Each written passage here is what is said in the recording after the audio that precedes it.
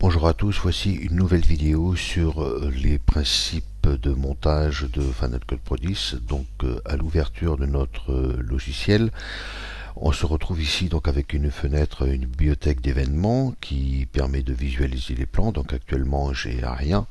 Ici un canevas qui nous permet de voir les images, mais ici j'ai rien. Et ici une timeline où il n'y a rien. Donc pour commencer, je vais créer une nouvelle événement, voilà, dans lequel je peux ici importer des fichiers qui se trouvent directement sur mon disque dur interne ou externe suivant notre projet. Voilà, donc ici je survole le rush, donc du coup maintenant je commence à avoir des images, et pour monter ce plan, donc je le sélectionne. Si je clique une fois ici, on voit le premier point jaune et le deuxième point jaune qui font entièrement le plan, et je peux le monter directement ici. Donc pour cela, je vais cliquer sur la bobine ici, et ici on va créer un nouveau projet, voilà, que l'on va appeler test montage. Voilà, et que l'on va mettre dans ce nouvel événement ici que l'on a créé tout à l'heure. Donc on peut le renommer évidemment, hein, mais pour le moment je laisse ce nom ici. Voilà, donc j'appuie sur OK. Et maintenant ici, ce plan là que je sélectionne avec le point IN et le point AT, ici j'ai le choix entre la méthode connecter. Donc connecter, c'est quand il y a plusieurs plans, donc ça permet de connecter un plan ou un son à un scénario principal qui s'appelle le montage. Ici on peut insérer entre deux plans sur le scénario, et ici on peut directement, en appuyant ici ou en appuyant sur la touche E, monter notre plan ici. Voilà. Donc si j'appuie sur Shift Z, ça me permet, voilà, d'agrandir et de mieux me promener au niveau de mon rush. Voilà, ça c'est le premier point de montage. Ensuite, donc ça ce serait simple. Donc ici je peux renommer. Donc je vais l'appeler test montage 1. Voilà. Et ici je clique, je reviens sur la bobine. Voilà. Et ici j'ai donc tous mes montages, et je vois ici par exemple que tous mes montages, ils sont offline parce que ces disques là ont été créés sur un disque externe. Donc pour pouvoir relier mes images à mon montage, je vais brancher mon disque externe tout de suite, et du coup une grande nouveauté de Final Cut Pro 10, c'est de pouvoir relinker directement, relier tous les médias automatiquement sans qu'on ait quoi que ce soit à faire, ce qui est un gros avantage et un gain de temps assez extraordinaire.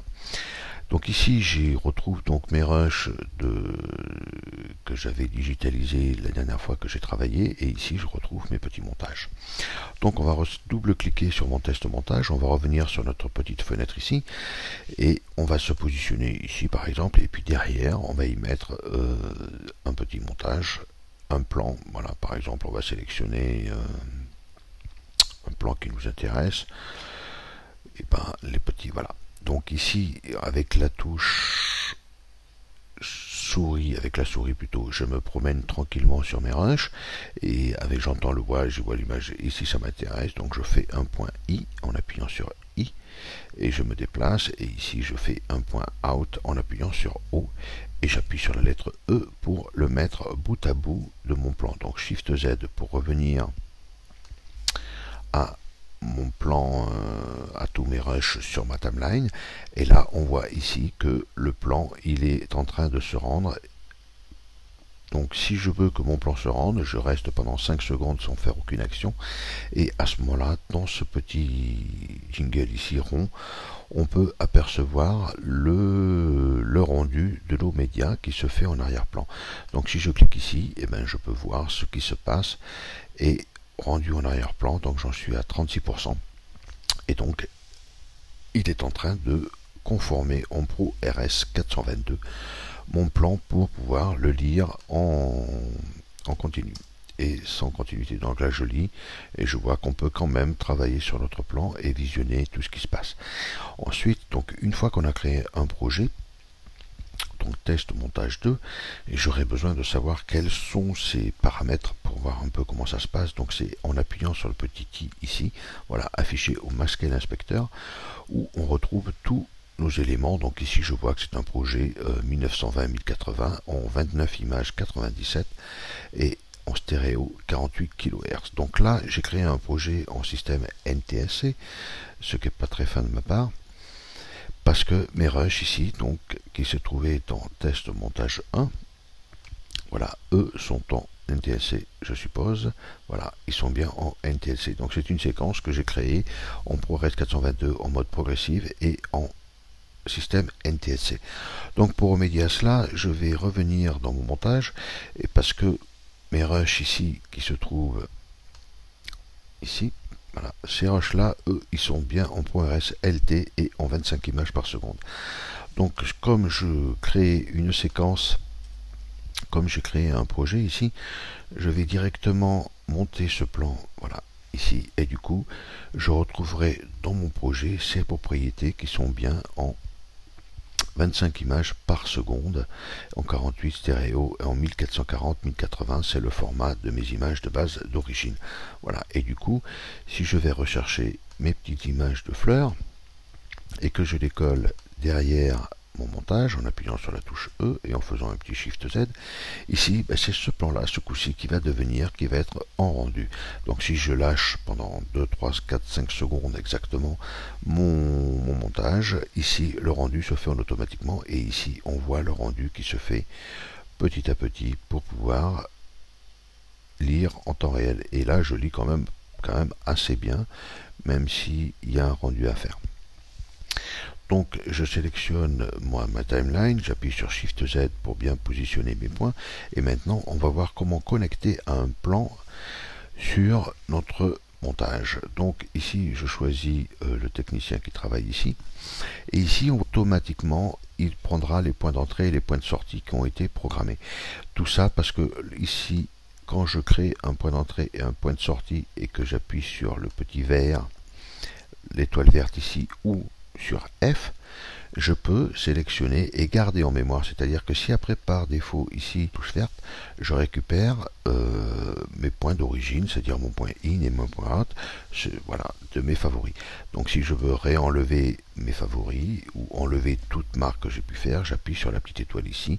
Ou si je veux que ce plan-là soit rejeté, je peux le rejeter, et ainsi, lors de ma sélection pour visualiser tous mes plans ici, je peux par exemple visionner tous les plans rejetés, et du coup j'aurai mon petit point d'entrée ici et mon petit point de sortie qui ont été gardés en mémoire, ce qui me permet à moi de stocker des rushs grâce à ces petits favoris qui sont ici. Et en même temps ici je peux donner à mes différentes images des mots-clés. Donc le système est assez simple, il suffit juste de cliquer sur mots-clés, ici de mettre plan super, voilà, et j'appuie sur Enter, et du coup ce plan il est noté là avec un trait bleu, ça veut dire que j'ai créé un mot-clé pour ce plan là. Et donc ici dans mes events, ici j'aurai un plan super, voilà, et si j'appuie je revois tout.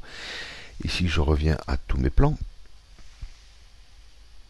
et ici je sélectionne mon événement, voilà, et ici j'ai tous mes plans qui sont retrouvés. Et si j'appuie sur plan super, eh ben, j'aurai ce plan là qui a deux dénominations, un mot clé, un keyword, qui est donné grâce à la clé qui se trouve ici, et un plan qui est rejeté. Donc ça paraît absurde, mais c'est ainsi. Donc là je vais éliminer ce plan là, voilà, et donc je garde ici. Donc maintenant grâce à des sélections ici j'ai pu choisir et mettre en mémoire des plans qui m'intéressent. Donc ce plan là ici m'intéresse, donc si je clique ici et que j'appuie sur E, je l'ai mis ici. Il se met automatiquement à la fin de mon montage. Par contre, ce que j'aimerais, c'est le connecter ici, par exemple, au niveau de la tête de lecture. Donc à ce moment-là, eh ben, je mets ma tête de lecture ici, je la positionne et j'appuie ici. Ce qui fait que le plan est connecté directement au scénario principal, qui est celui-là. La barre V1, c'est le scénario principal, et là j'ai créé un petit scénario avec ici un petit lui indique que si je bouge ce plan et que je le déplace, ils sont tous les deux liés, et je peux le mettre au milieu, voilà, et automatiquement grâce au magnétisme de la timeline, il fait un trou de la largeur de nouveau plan que j'insère. Voilà pour aujourd'hui. La prochaine fois, on verra, on continuera à approfondir ces notions de keyword, d'insert, de plans connectés et surtout comment désolidariser le son par rapport à l'image pour ensuite le retravailler. Voilà, merci et à bientôt.